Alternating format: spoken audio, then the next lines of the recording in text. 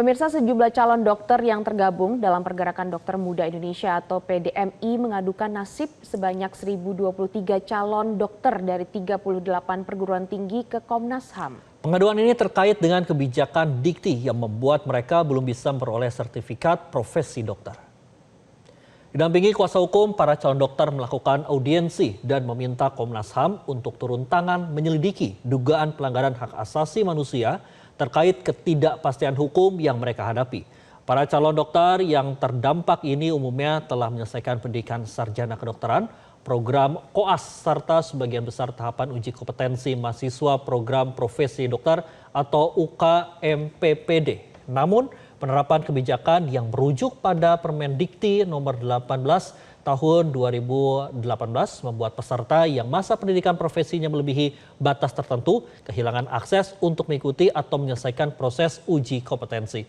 Kuasa hukum PDMI yaitu Dedi Ramanta menilai kondisi ini telah menimbulkan ketidakpastian hukum. Ia berharap Komnas HAM dapat mendalami persoalan ini agar para calon dokter mendapatkan kesempatan untuk menyelesaikan tahapan profesi mereka. Terlebih saat ini kebutuhan tenaga dokter di Indonesia masih sangat tinggi. Dari dua hal tentang ujian kompetensi yaitu computer based test dan juga OSCE, itu rata-rata teman-teman ini sudah selesai atau lulus atau kemudian menyelesaikan soal ujian prakteknya itu.